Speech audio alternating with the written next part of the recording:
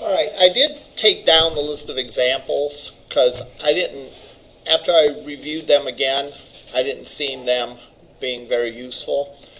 I do think that you sort of have to take a different mindset when you are working with Linq as opposed to writing SQL statements. You have to, and that's one thing when I revise the course that I will revise, because we spent a fair amount of time on SQL statements, which I think is good to know, but we also need, probably could better use that time talking about Linq and how to write queries there.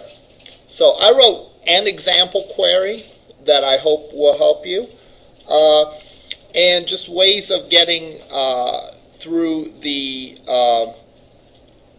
being able to do some non-standard queries. All right, so let me, and plus I will look at some of the queries that were already in the example that we did. We'll do that first, then I'll see if you have any project questions. And then we're going to exchange Thanksgiving recipes. Maybe we should start with that. Does anyone have a good Thanksgiving recipe? Well, I know my dad's using like one of those tall coolers. Uh-huh. And he usually dispense water or Gatorade. Uh-huh. He's using that to marinate his turkey. Oh, sounds like a good idea. Sounds like a practical tip. I remember one time we get periodically from, I don't know who, health and safety tips, like in our email, in our spam email, like from the college. And one of them a few years back was not to deep fry turkeys inside the house. And I was wondering, like, is there anyone that thinks that that's a good idea that would try that? We're pretty educated people. On the other hand, educated and having practical knowledge doesn't always go hand in hand. So maybe it was a good idea.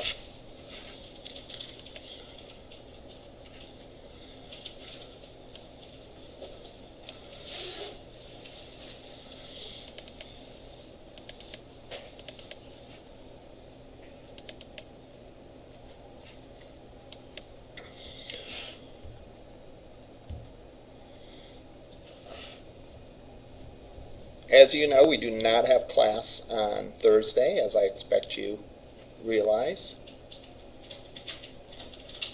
Are still classes on tomorrow, Wednesday? Yes.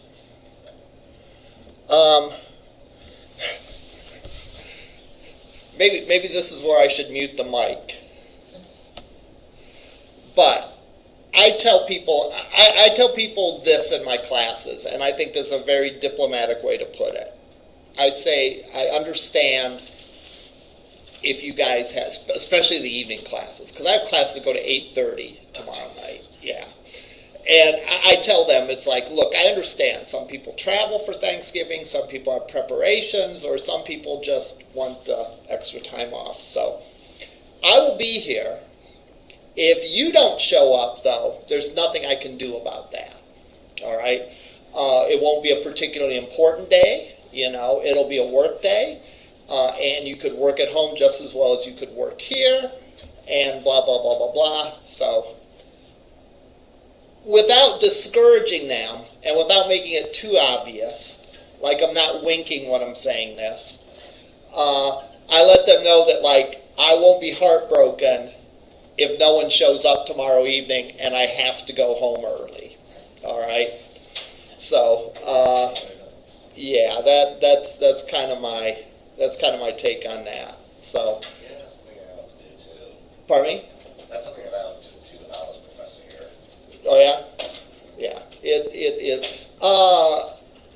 I've heard other people do actually cancel classes officially, which part of the reason I'm not doing that is it's a University of Akron class. I don't know how my sick days work with them, and so I might as well just have them.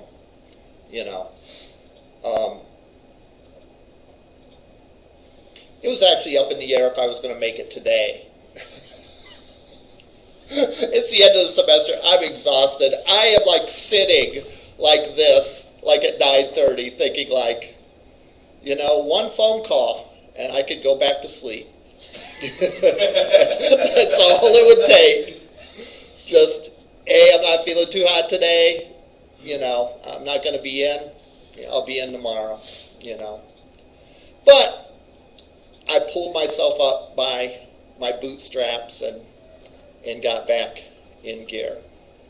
I'm still not sure if I made the right decision or not. We'll let you know later today. Anyhow, queries. Let me go and make the database.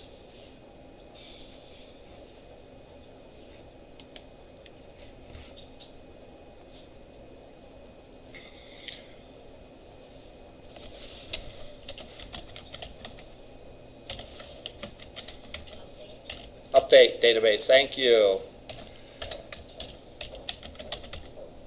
As I was typing that, I thought, I'm not sure if this is right. If I was a little sharper, if this was earlier in the semester, I'd be saying I did that on purpose to see if you were paying attention. But after I just got done saying that I was exhausted and tired and pondering taking a sick day today, well, I probably couldn't get away with that. Okay, so here we go. Update database. Those are just the SQL queries that it's making, right? Yeah, what that essentially does is that takes and, for lack of a better word, syncs up the database with the model. All right? Which is, there's so much, I guess that's one thing I can kind of touch on today,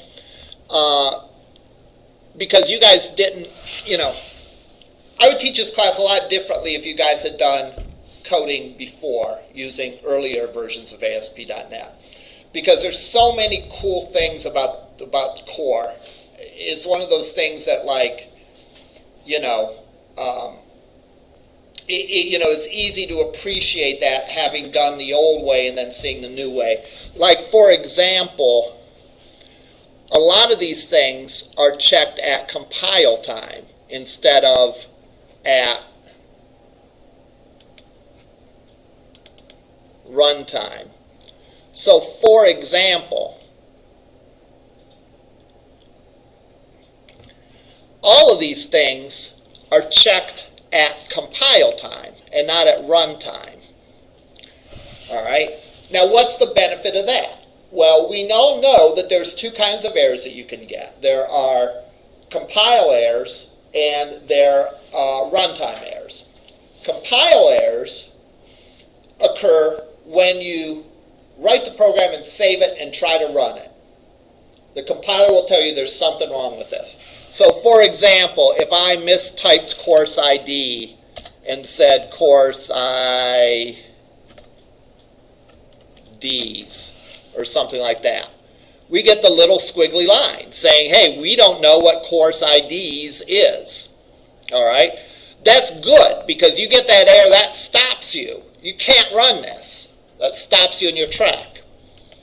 Now, the bad errors to get are runtime errors. And these are errors that the compiler can't catch. But when you run it, then it validates to make sure that it's valid. For example, in the old days, you would do something like this. And I'm just going to type it in as a comment. You would say record set. And this isn't the exact syntax, but just to give you a hint.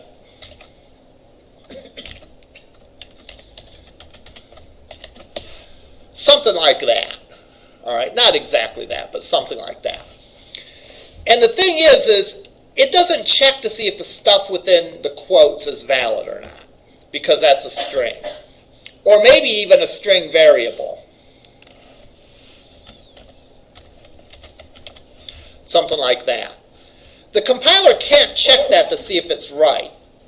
But when you run it, there better be a field called course ID there. Because if there isn't, it's going to blow up. So the compiler can't check it, but when you run it, it has to work. It has to be there. And if it's not, then you'll get a runtime error. And runtime errors are bad because sometimes they are of the nature that they're situational. That you don't get the runtime error every single time. You get the runtime under certain specialized circumstances. But the way the structure of the language, and especially the fact that we're using this entity framework and Linq to create our SQL statements and access our database, means that it can actually check, hey, if I type in something here, hey, there's nothing in the model called course IDs. All right, so it knows that that's wrong. All right, so this is one thing that really makes this a lot better than older versions of ASP.NET that I've taught in this class. All right, anyhow, this is just a programming version of the walking 10 miles to school in the snow, uphill both ways story, to tell you how much better the language is now and how much better you have it now than people who have coded in earlier versions of this language. Anyhow, I wrote a roster count page. And what that does is that shows you for each course how many students are enrolled in it. So let's go and look at that. We'll run it, we'll look at the output, and then we will talk about how it's done.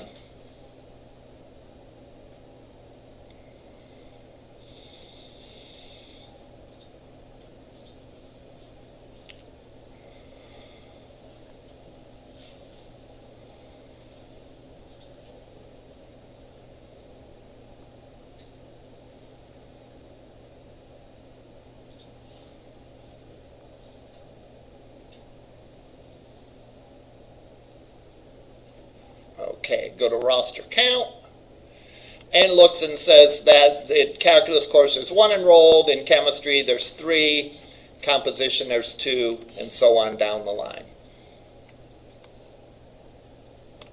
Probably should get rid of that course new, but I based this off of the course list page, so that's why it's there. So let's look at the query that produces that.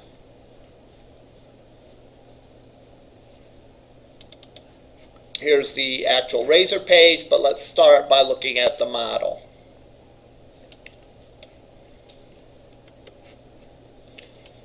Actually, we don't need that. That was something I was trying to do and realized I didn't need it. All right. If we look at, and again, since I'm a relatively new at this too, I rely on the examples of the scaffolded stuff to do stuff. So I knew first of all I needed a list of courses, right? So I looked at index to see how to get the list of courses. And I strongly suggest you guys do that too. All right? Now in this case, the list of courses has sort of a different query. But we can use that, and we can use that to sort of get a sense of how this works. Now, when I run this, the course list, I see stuff from 2 tables.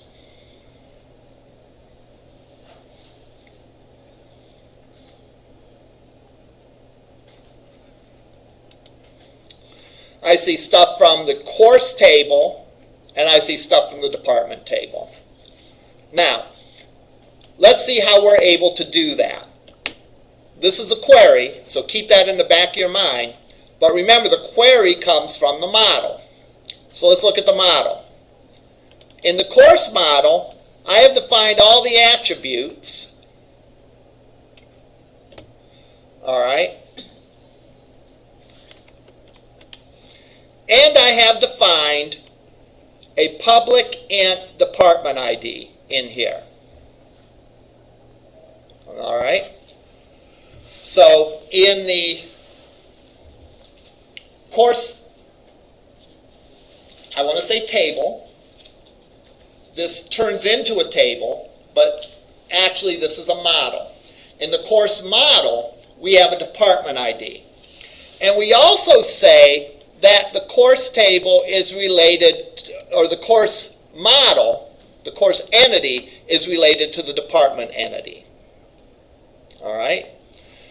These two things are what establishes a foreign key. Because the entity framework, I wish I could show these at the same time, we'll have to bounce between them. Department has a field called department ID. Course field has a field called department ID. And it also has a department related to the course. So notice there's the foreign key, and this is what identifies, hey, that department ID points to the department table, all right, or department entity. So this establishes a relationship between department and course. And notice that it is a one-to-many relationship.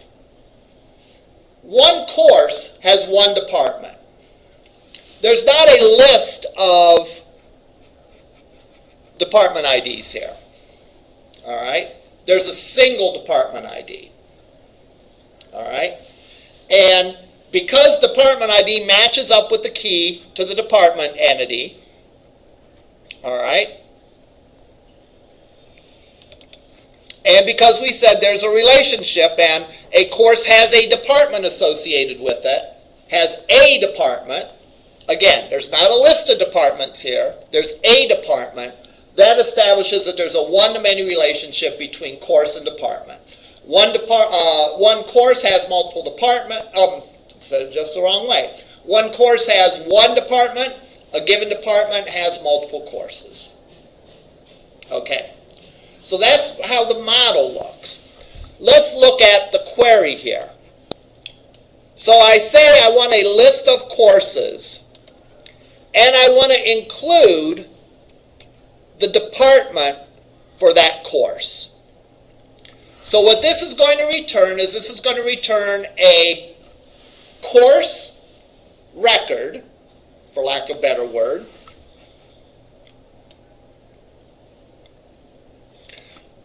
Let me rephrase that. It's going to return a list of course records, right? Because this is showing a list of all the courses. So this is going to return a list of course records along with the department entity that's related to it. So when we do this query, we're effectively joining the course and the department table. All right? Because we said we don't just want the courses, we want to link those courses, we want to include the department entity. You don't have to do that, right? There could be cases like if you were making a drop-down for courses. For a drop-down, you probably don't care what the department is. You just want the name and the ID. So you wouldn't necessarily need to include the department for that. All right? Notice we're not including the enrollments here. All right? Because this page, we don't need the enrollments. We're only including the stuff that we need. And in this case, we want the course and department information. So we include the link between course and department. When we then display the list, we loop through, we display the headers here, but when it comes to display the department information, we say models, course, department. In other words, we're going to get the title for the department, which is simply department. So we use that dot notation to specify what it is that we want to see. And finally here, notice that from the item, we want the course ID, that's related to the course, right? The title is related to the course. The credit hours is related to the course. But for this course, we want from the department part of the course, from the related department model, from the related department record, we want the name. So we use that dot notation to say, hey, course ID comes from the item, which is a course. Title comes from the course. Credits come from the course. But department name comes from department.name. All right?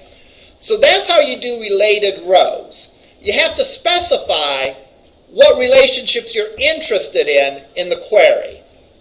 So we're not interested in every relationship here. We're not interested in the fact that the course is connected to the enrollments.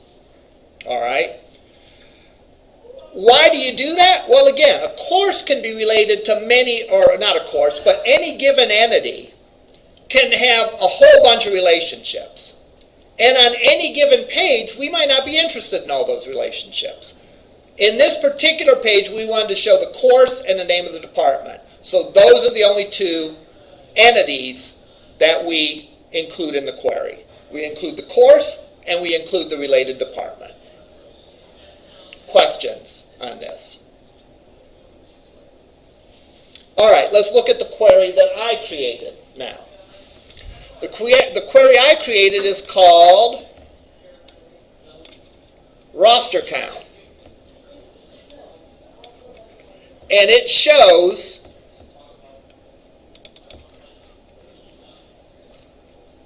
information from the course and information from the course enrollments. So let's look at those models. The course model we already looked at. All right. There's the course ID. Here's the credit hours. Here's the department ID. Now notice, there is a collection of enrollment rows related to this course. All right? This is essentially establishing a many-to-many relationship. All right? Now, keep in mind again that you might think, well, I thought we said in the normalization rules no repeating fields. You're right, but the normalization rules relate to what's actually stored in the database. This relates to what's stored in the database, but not directly. In other words, there is not going to be in the course table a list of enrollment data. There is a separate enrollment table that corresponds to the course data, for which the course data has a relationship with. Let's take a second to look at the database.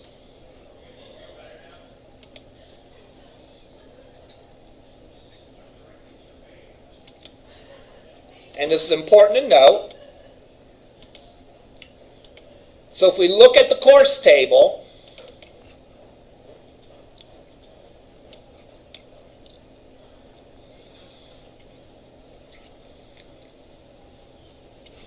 there's a course ID, a title, a credits, and a department ID. All right? There could be a department ID in here, right? Because remember, there's a one-to-many relationship. And in a one-to-many relationship, the many side points to the one side. So, course points to one department. So there's a department ID in here. And there's defined a foreign key in there as well. All right? But notice there's no mention of enrollment data in here, right? Because that's in its own table.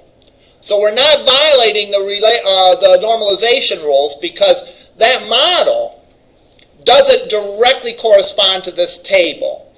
The models in aggregate get implemented as a list of tables. It's not a one-to-one correspondence between stuff in the model and stuff in the database. But it is equivalent. So if we look at this, the enrollment data has data from the course table and the student table.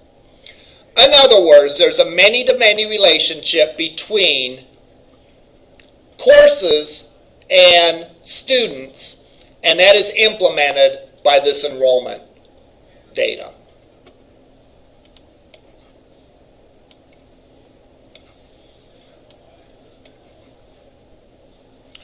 If we look back at the model, we will notice that inside the course, then, there's a collection of enrollments.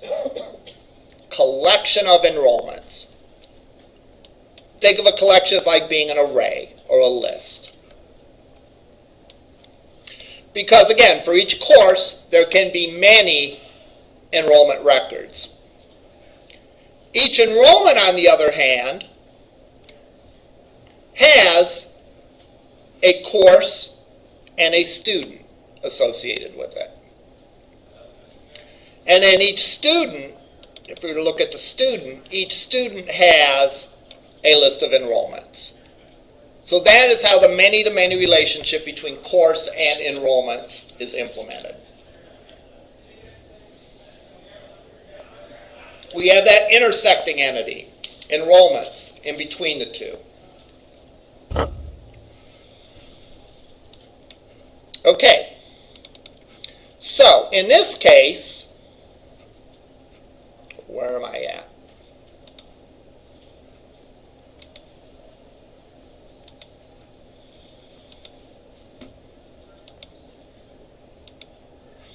In this case, along with the course, I want to include the enrollments.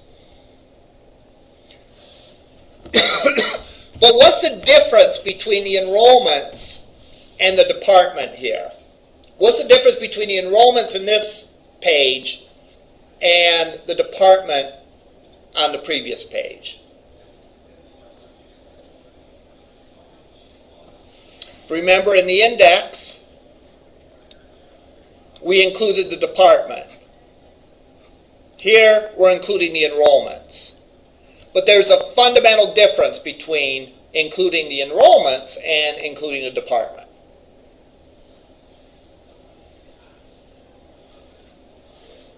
Is it the collection? Exactly. When we include the department, the way that it's defined, there's only going to be one department for each course, right? So when I go and display this, I can say, give me, for that item, give me the department.name. And I can do that because there's only one department, right? Remember the model. Remember the model for the course. A single department in the course, all right? However,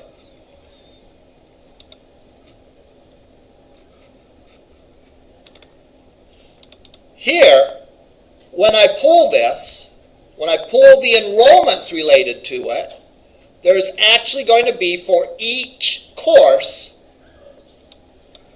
there is a collection of enrollments. So therefore, as I loop through each course,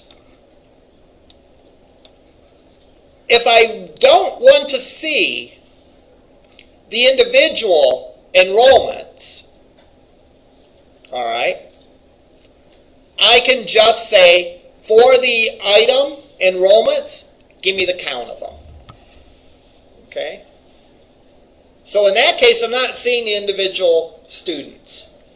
All right? I'm not interested in the individual students. I'm only interested in the enrollments. So therefore, all I have to ask for is the count associated with it.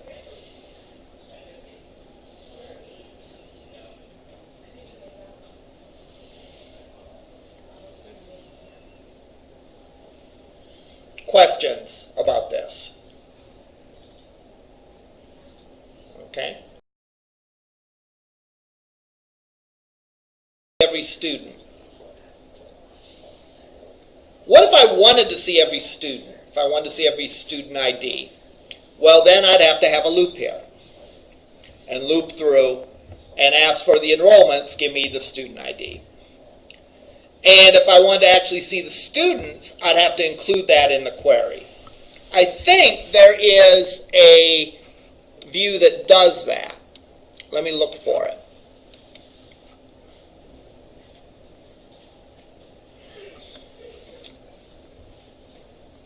Instead of getting a count, we look for every individual. I forget where that is. Let's look for it. Is it in course details? Instructors, I think. Instructors details?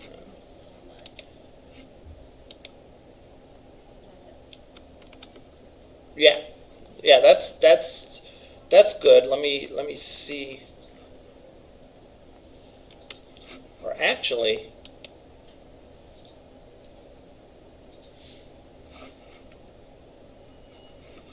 just this page. Let me see if there's another one.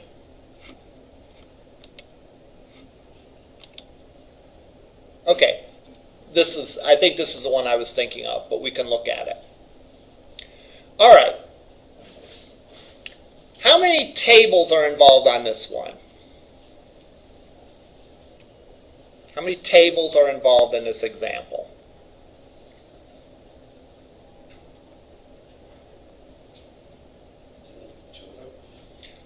Two. I feel like an auctioneer here. Do I hear three? Three. Do I hear four? Sold for three. And 3 is the right answer, I think. All right. What are the 3 tables here? Student, okay. Enrollment. And what's the 3rd table? Courses, right. This information comes from the student. This information comes from the enrollment table. And the fact that there are 3 courses comes from the enrollment table. But the title of the course comes from the course table. So there's 3 of them. So let's look at this and see the query involved on this and how we process this. Okay? And again, the whole reason I'm doing this went back to a discussion that we had a few classes back where I said, I don't just want to see in your project a bunch of individual scaffold tables with the maintenance, with the CRUD functionality that we studied back in week like 7 or 8, all right? That could be part of it, all right, but to have sort of the integration of the data and the relationships and show those is something I'm looking for. So let's look at student details. That other one, if we have time, we'll look at that one as well. But let's start looking at the student details. So, let's look at the student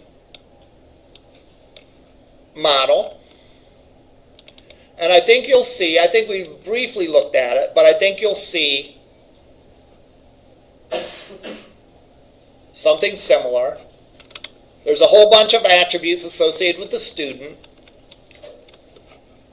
And then there is a list of enrollments. There's a collection of enrollments.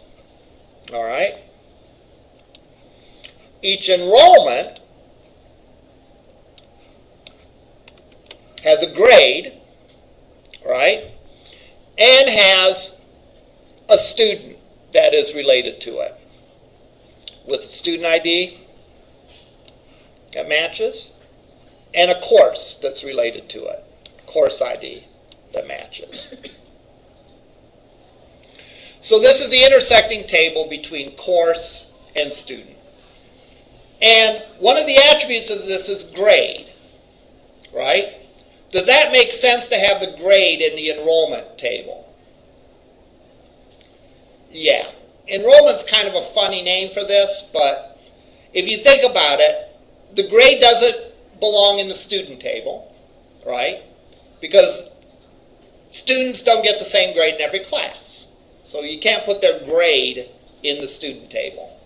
Likewise, all the students in a given course don't get the same grade. So we couldn't put the grade in the course table. But this table is the information about a student that's enrolled in a particular course. And a student that is in a course has a grade associated with it. So if I were to ask you, what's your grade? You'd have to ask me what course, right? You'd have to say, well, what course are you talking about? You need to know the student and the course to know the grade. Likewise, if you ask me, CISS243, what's the grade? And I'd say, well, for what student, right? You have to know the course and the grade. Or, I'm sorry, the course and the student to determine the grade. So the enrollment has both a student and a course associated with it. So, if we look at the student details,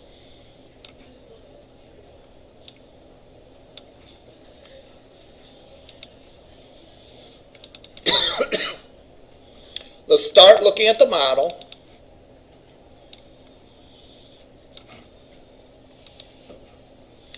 We actually chain three things together. All right?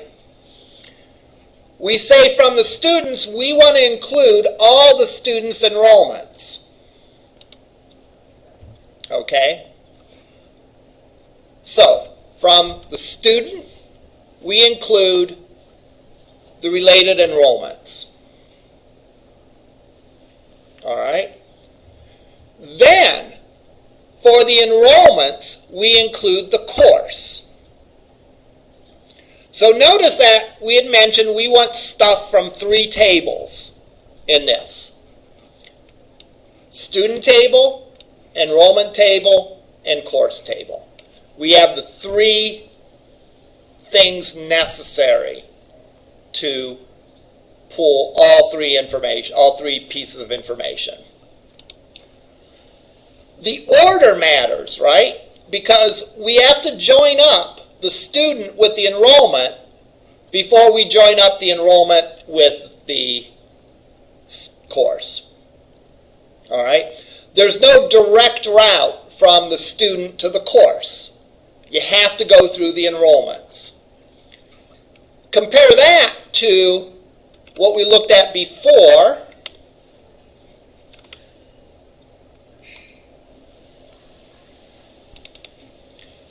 where we could include the department because there's a direct line between the course and the department. A course has a department. In this situation, though, a student has enrollments and the enrollments have a course. So we go three sorted down the line. Another difference here.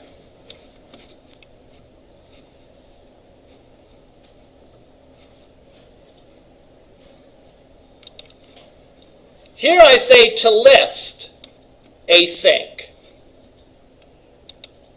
Here I say first or default MID equals ID. And the ID is put up here.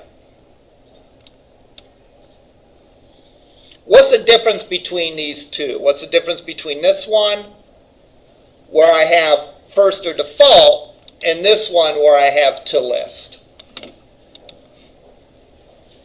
First or default Only shows one. So in this case, we're showing the details about one student. So we don't want a list of students. We just want one. And the function is kind of named a little goofy. All right? But because we're saying the primary key, all right, matches this ID, because we're pulling from the primary key and we're using the primary key to access it, we're only going to get one, by definition.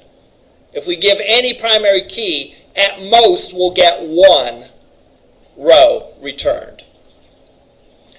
Where does this come from on sync get ID?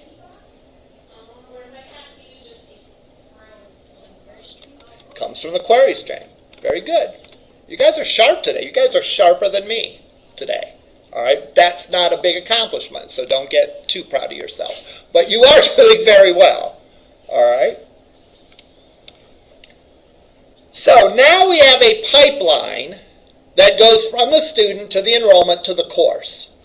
So therefore, on the page, we can show not just the student information and not just the enrollment information, but we can actually include the course information. On my roster page here, my roster count page,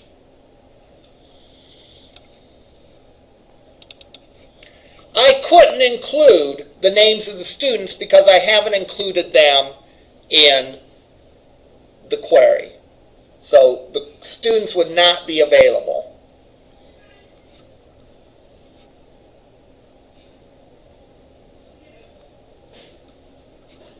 Whereas here, I do include the students.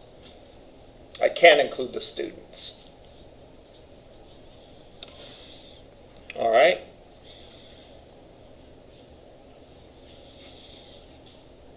I mean the courses, from the students to the course. Now let's look at here. Here we display the headers. We loop through. We have two loops.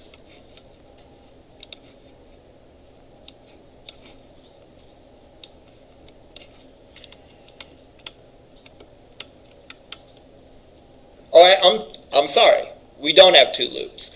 We're only displaying one student. So we display the student information up here. Then we have a loop for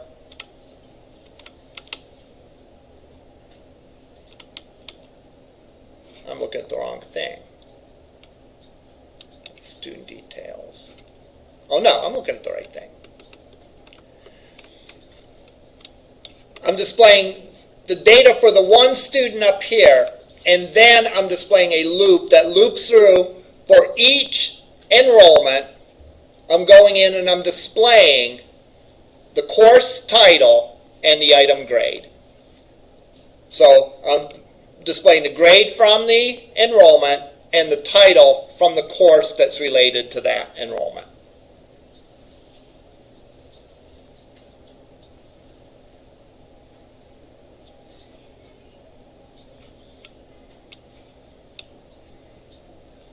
All right. Let's see, what time is it? This says it's 12 o'clock, and I know that's not right. 11, okay. Must not have worked from daylight savings time. Let's look at the instructors page. Then, if we have time, I want to come back to the roster page, and I want to add each student. Because right now, we're only showing the number of students. But let's add each student to the list. So, let's look at the instructor page and the index.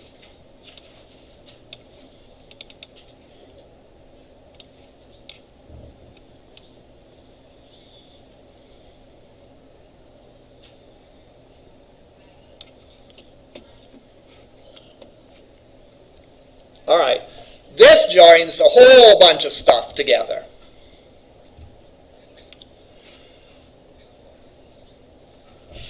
Let's zoom in on this.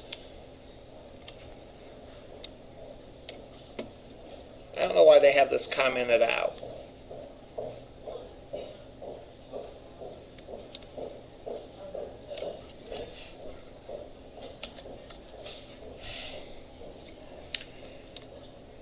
Question. What is the difference between saying include and saying then include?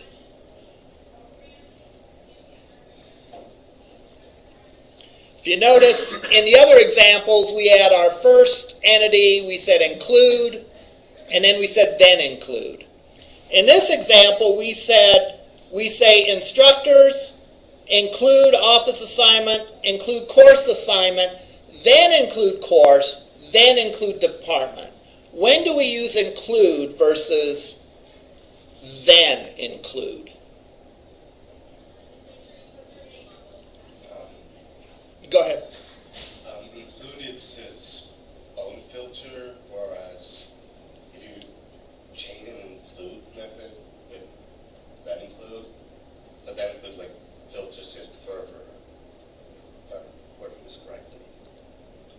Okay, I think you're on the right track. Let's see if anyone can help you out. Office assignment. What is that related to? What table is office assignment related to?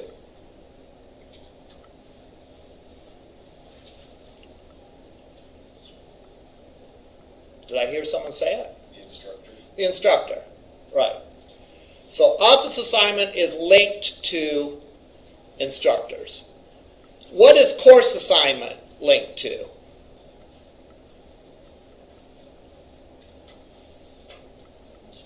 Also instructors. All right. What is course related to?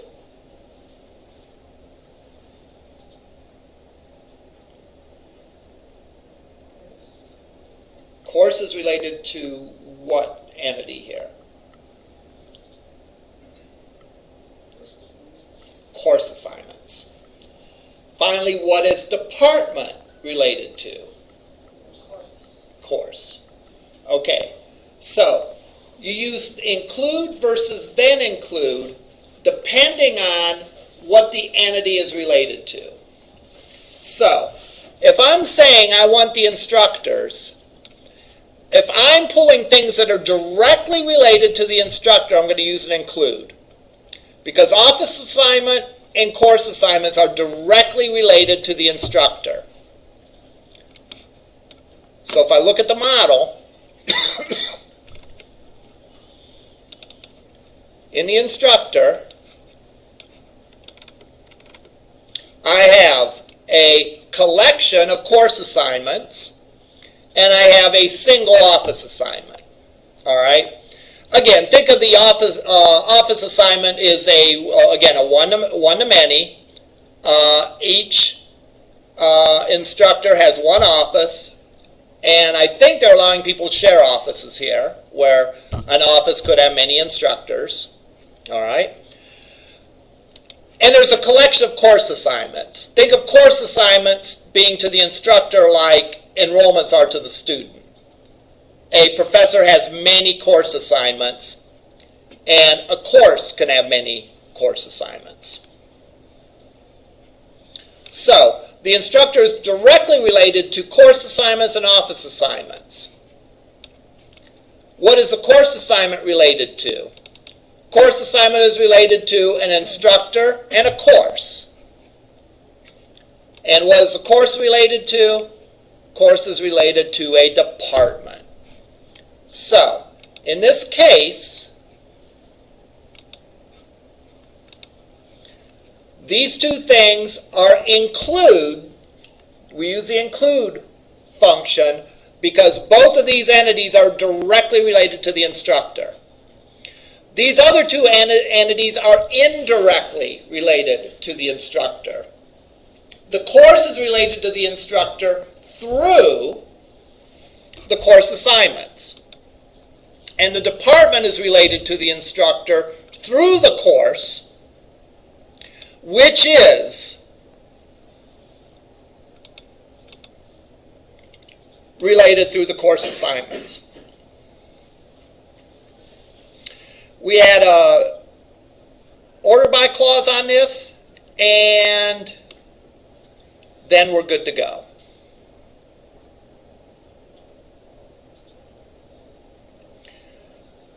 Now,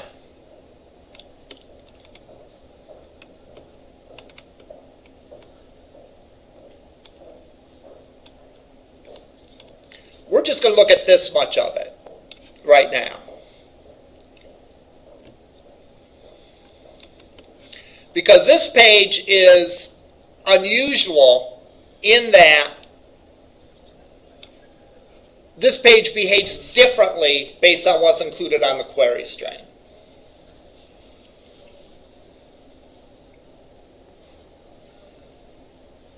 So, we're going to pull the list of instructor data and related course assignment, related office assignment, and then related courses and departments.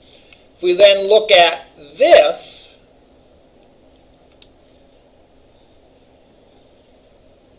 this is where we have multiple loops.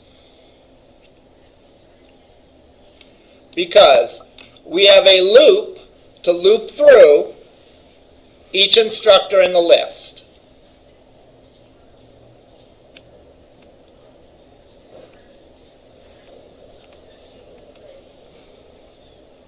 So we output for each instructor on the list the last name, the first name, the hire date. If they have a location, we output that. All right? And then, so this handles the instructor has one office. It's not in a loop because they only have one office. We then have a loop for the course assignments.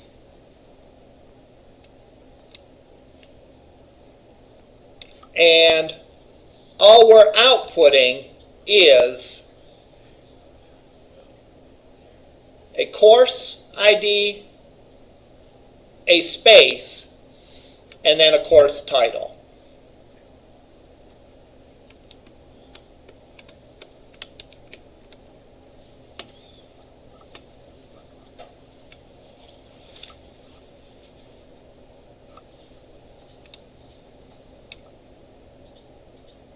What is this @ used for? I think we've seen another example of this, and I might have glossed over that.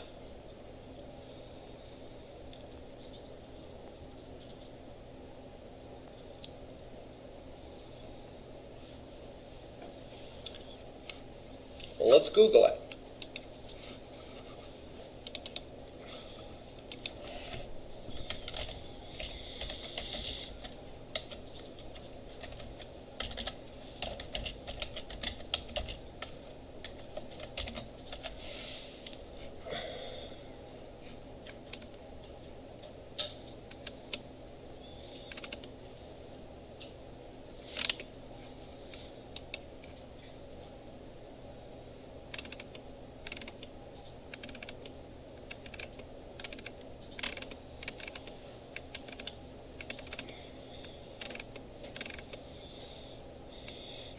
We know we use @ to go into ASP mode. So an @ symbol renders C# values. So we know what that means. But what does @ mean?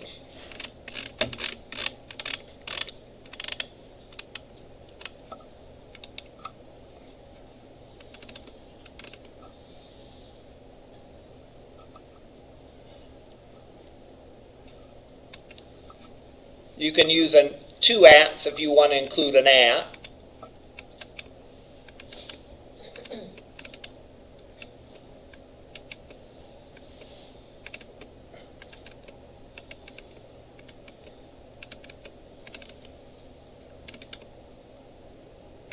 There's a razor code block.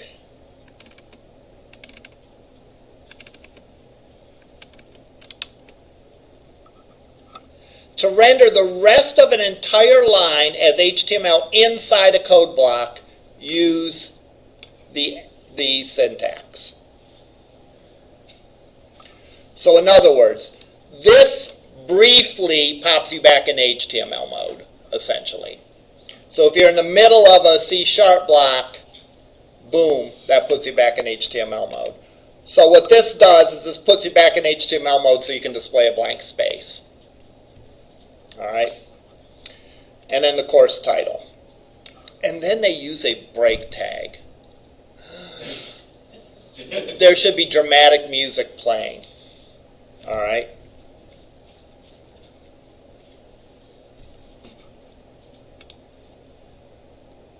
What should they use instead of a break tag?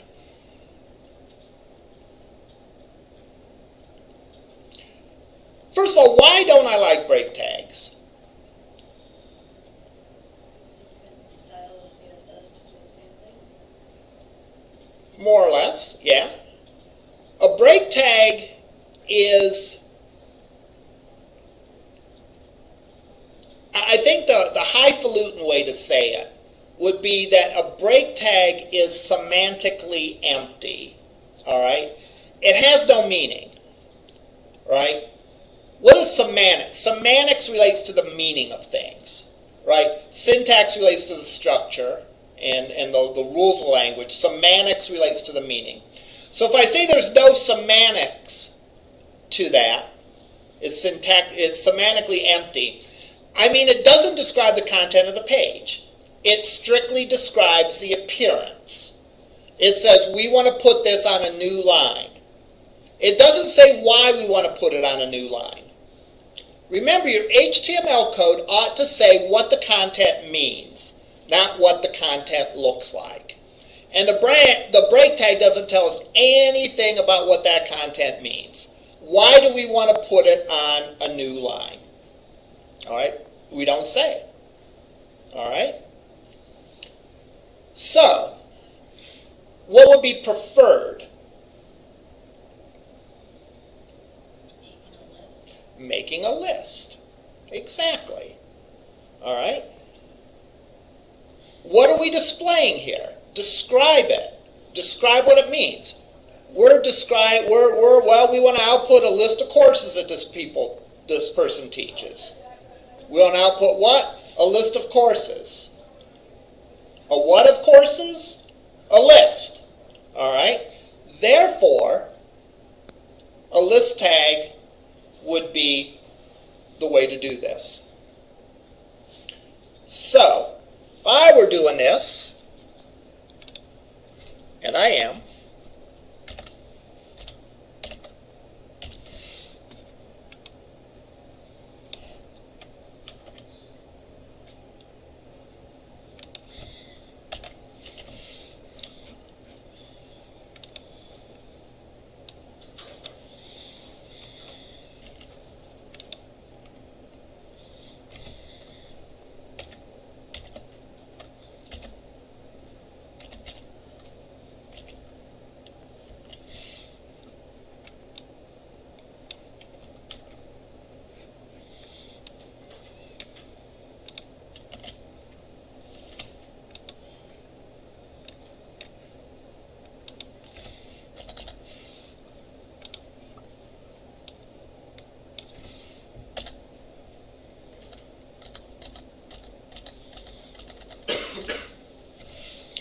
and we do this.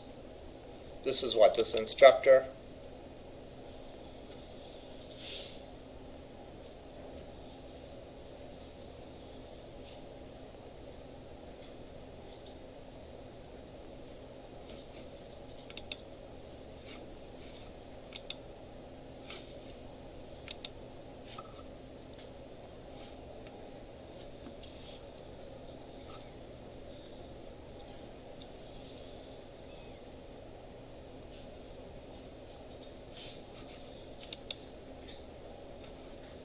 And there we go. It's a list.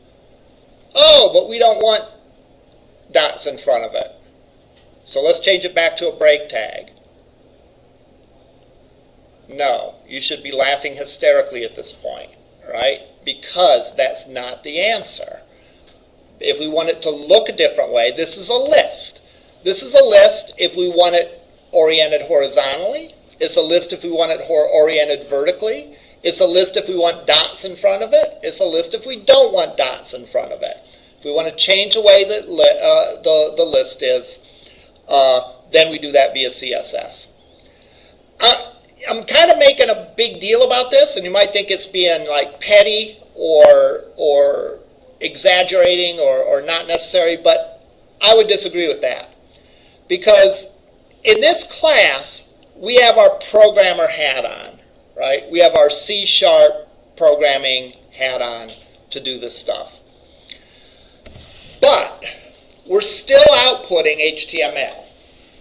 All right? We're still outputting HTML. Therefore, if we paid attention to the way our HTML was written and we followed the static HTML pages, we didn't do that just for laughs, all right? Now that we're writing code that writes the HTML, So we've bumped up a level. Instead of writing the HTML, we're writing code that writes the HTML. We want our code to write good HTML. So therefore, don't forget everything you learned about good web development practices just because now you're not writing HTML, you're writing a code that writes HTML. All right? I really think that's something that can differentiate you in the crowd and is really a benefit, because there's definitely sort of a split, a lot of people with the programmer mentality don't necessarily think of the subtle points as far as HTML goes, but to be sort of a well-rounded, really good web developer, do both. Understand the code that you write to write the code, but also don't forget good HTML practices. All right? Just because you're not writing the code and your code is writing the code doesn't mean you don't follow those.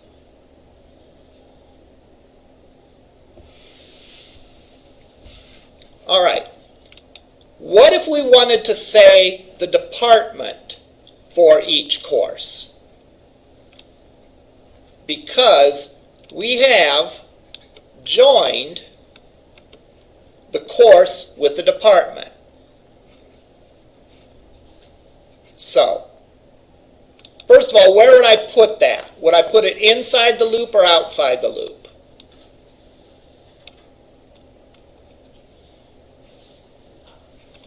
Would I put the department for each course inside the loop or outside the loop? Well, I put it inside the loop, right? Because just the way I said it, I said there's a department for each course. All right? And so I would say, well, for the course,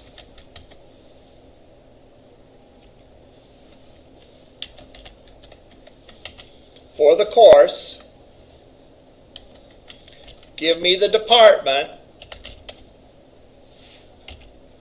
and give me the name.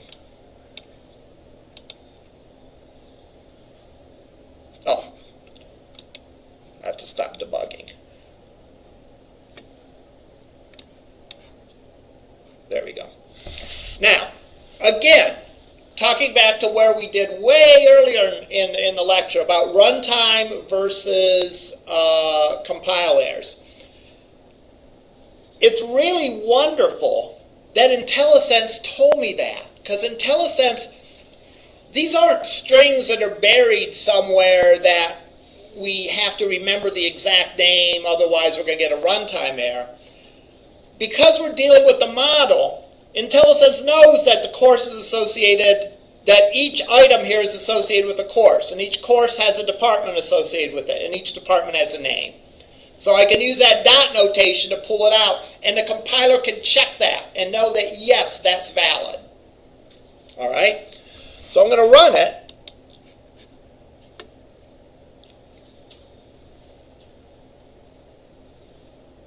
And now we should see for each instructor the department name for their courses. All right? Now, another thing we could do is we could possibly format this into a table. But that's not recommended because multi-dimensional tables like that are an accessibility issue. So I would not suggest doing that, even though we could. Now, here's something I want to try, because I think I know the outcome, but I want to verify it. What if I take out this? All right, I took out then include.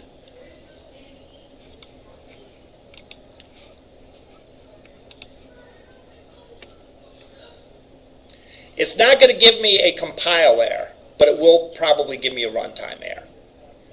It's not giving me a compile error because courses do have departments and departments do have names. But because I didn't say to fill the department, I don't think it's going to be available. that was something I was going to try with the other page, but I thought since I'm on here, I might as well try it here too instead. So let's run this, and I'll bet I get an error when I go there.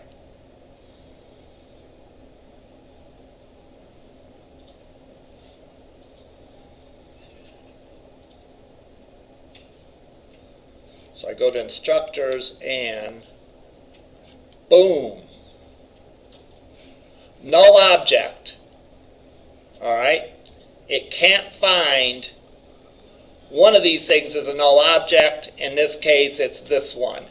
All right? Yes, it's true that courses have departments and departments have names. However,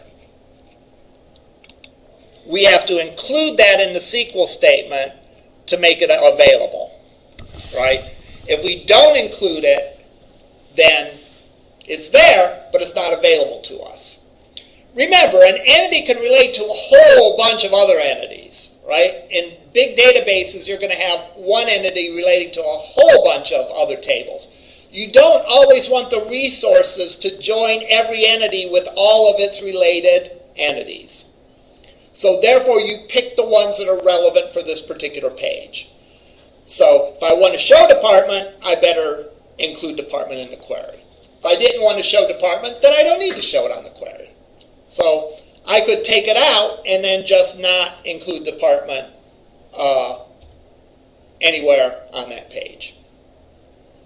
Questions about any of this? All right. Next, we don't have class Thursday, so we have 2 more classes left next week.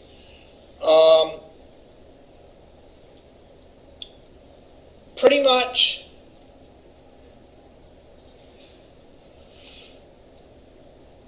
I think we're just going to go to lab those days because your project will be coming due, and rather than me lecturing about general topics, it probably would be better if you just brought your questions about your project and we discuss them one-on-one. If there happens to be something that I think the whole class will benefit from, I can talk about it in lab, but otherwise we'll address the questions one-on-one. So next week, the 2 days that we're here, we will be in the lab. All right, questions? All right, that's it. I'll go unlock the lab, then I'll come back, grab my files, post the files, and then I'll be back over there.